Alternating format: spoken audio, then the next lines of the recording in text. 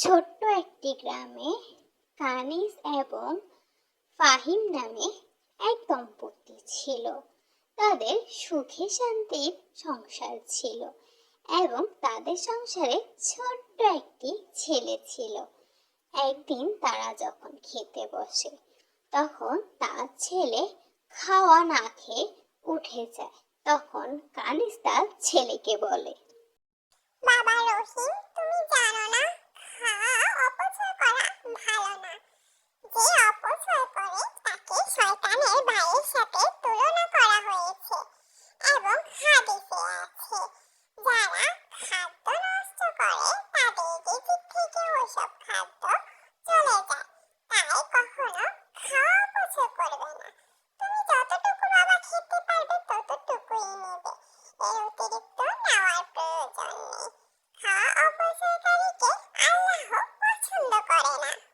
তখন রহিম তার মাকে বলল, মা, আমি তো এটা জানতামই না যে খাওয়া অপচয় করে সে শয়তানের ভাই।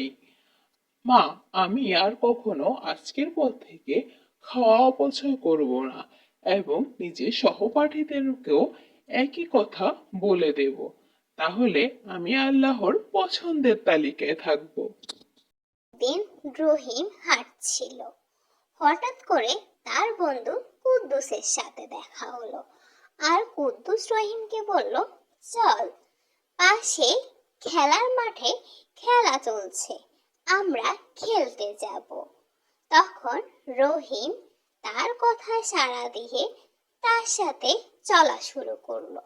চলতে চলতে হঠাৎ করে তাদের সামনে বিশাল একটা ফুলকপির বাগান পড়লো। দেখে রহিমের বন্ধুর খুব লোভ হলো। তখন রহিমের বন্ধু রহিমকে বলল, চল বন্ধু, এখান থেকে আমরা দুটো ফুলকপি তুলে নিয়ে যাই। আর এখানে তো কেউ নেই, কেউ দেখবেও না। তখন রহিম তার বন্ধুকে বলল, যার ক্ষেত তার থেকে না বলে নেওয়া কি আমাদের উচিত হবে বা আমাদের গুনাহ হবে না? আমার মাই বা আমার বাসায় গেলে বকা দেবে না? তখন রহিমের বন্ধু বলল, আরে বোকা, এখানে যে কেউই নেই, তুই কার থেকে বলবি? কেউ দেখবেও না আর কেউ জানবেও না, চল নিয়ে যাই। রহিমও বেচারা তার ফাঁদে পড়ে দুইটা কপি নিয়ে নিল। হঠাৎ করে জমির মালিক চলে এলো আর দূর থেকে চিৎকার করে উঠল, কে তার ফুলকপিগুলো নিয়ে যাচ্ছে। দুজনই ভয় পেয়ে দৌড়ে চলে এলো। আর রহিম যখন বাসায় আসলো, তখন তার মা তাকে জিজ্ঞাসা করলো, বাবা রহিম, তুমি ফুলকপি কোথায় পাইছো? তোমার বাবা তো বাড়িতে নেই, তোমাকে কে দিল এই ফুলকপি? তখন রহিম তার মাকে বলল, মানে, মা, আমরা দুই বন্ধু মিলে খেলতে যাচ্ছিলাম। হঠাৎ সামনে বিশাল একটা ফুলকপি বাগান পড়লো। ফুলকপিগুলো এত সুন্দর দেখতে, তাই আমরা দুজন দুইটা করে ফুলকপি নিয়ে এলাম। মাঠে ঘাটে আশেপাশে কেউই ছিল না, কেউই দেখেওনি। আমরা ফুলকপি নিয়ে চলে এসেছি। বাহ, তুমি ফুলকপি চুরি করেছো?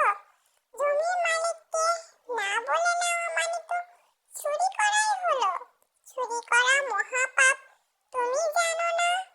আর কবরে এর জন্য তোমাকে অনেক শাস্তি পাওয়া লাগবে। আর তুমি যে বলেছো কেউ দেখে নাই, আল্লাহ তো সবই দেখে। তুমি কোথায় কি করো, কি করেছো, কি করতাছো, সব কিছুই মহান আল্লাহ তাআলা দেখে। আর তোমার যে দুই কাঁধে দুইটা ফেরেশতা আছে, তারা তো সবকিছু লিখে ফেলেছে। তুমি এখন একজন চোর হয়ে গেছো, এটা তো মহা পাপ হয়ে গেছে। বাবা, এমন কাজ আর কখনোই করবা না। জীবনে আজকের পর থেকে কখনো কাউকে কিছু না বলে কারো কিছু ধরবা না। কারো কিছু নেওয়ার ইচ্ছে হলে মালিক থেকে জিজ্ঞাসা করে তারপরেই তার জিনিসটি নিবে। সে যদি তোমার অনুমতি তখন রহিম তার মাকে বলল, মা, এটা চুরি হয়ে গেছে, আমি চোর হয়ে গেছি, আর এজন্য মহান আল্লাহ তাআলা আমাকে কঠিন শাস্তিও দেবে। মা, আমি এখন কি করলে আমার গুনাহ মাফ হবে এবং চোর থেকে আমার নামটা মুছে যাবে? তখন রহিমের মা রহিমকে বলল, বাবা, তুমি আল্লাহর কাছে মাফ চেয়ে নাও এবং যার ফুলকপি তাকে গিয়ে সত্যি কথা বলো আর ফুলকপি ফেরত দিয়ে আসো এবং তার কাছ থেকে মাফ চেয়ে আসবে। সে যদি তোমাকে মাফ করে দেয় তাহলে মহান আল্লাহ তাআলা হয়তো তোমাকে ক্ষমা করে দেবে। এ কথা শুনে রহিম দ্রুত গতিতে মালিকের কাছে যেতে রওনা দিল।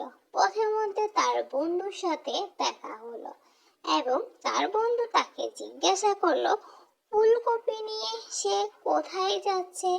তখন রহিম তার বন্ধুকে সব কথা খুলে বলল। আর রহিমের বন্ধু তাকে বলল, আরে দূর বেটা, কিছুই তো হবে না, কারণ আমিও তো আমার বাসায় দিয়ে এসেছি, বরং আমার মা বাবা তো অনেক খুশি হয়েছে। দেখ, আমি এখন অন্য কিছু আনার জন্য বের হয়েছি।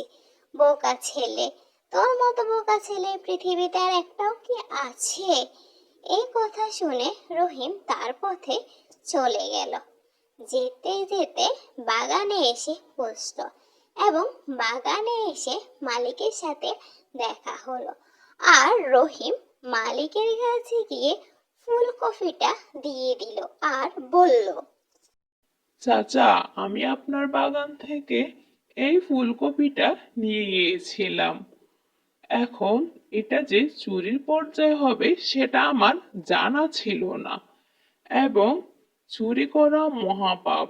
আল্লাহ এর জন্য আমাকে কঠিন শাস্তি দেবে এবং আমিও একজন চোর হয়ে গেছি, তা আমার জানা ছিল না। এখন আমার মা আমাকে সবকিছু জানিয়েছে, তাই আমি আপনার ফুলকপিটা ফেরত দেওয়ার জন্য আসছি। আপনার ফুলকপিটা আপনি নিয়ে যান, আর দয়া করে আমাকে আপনি ক্ষমা করে দেন। আপনি যদি আমাকে ক্ষমা করেন তাহলে আল্লাহ তাআলাও আমাকে ক্ষমা করে দেবে, না হলে আমায় যে কঠিন শাস্তি পেতে হবে। এখন বাগানের মালিক রহিমের কথা শুনে অনেক খুশি হলো আর বলল, বাবা, তুমি যে তোমার ভুল বুঝতে পেরেছো তাতেই আমি অনেক খুশি হয়েছি। আমি তোমাকে মাফ করে দিয়েছি আর ফুলকপিটাও তুমি নিয়ে যাও, এটা এখন তোমার। আমি নিজ ইচ্ছায় তোমাকে এটা উপহার দিয়েছি, এটা তুমি খাবে। এ কথা শুনে তখন লোকটিকে রহিম বলল, চাচা, আপনি আমায় ক্ষমা করে দিয়েছেন তো? আল্লাহ আপনার সহায়ক। খুশি হয়ে তখন রহিম বাড়িতে চলে গেল আর তার মাকে গিয়ে ফুলকপিটি দিয়ে বলল, মা, বাগানের মালিক আমার ব্যবহারে আর সততায় সন্তুষ্ট হয়ে ফুলকপিটি আমাকে উপহার দিল আর ক্ষমা করে দিল। তাই আমি তার জন্য আল্লাহর কাছে দোয়া করেছি, আল্লাহ যেন ওনার ভালো করুক।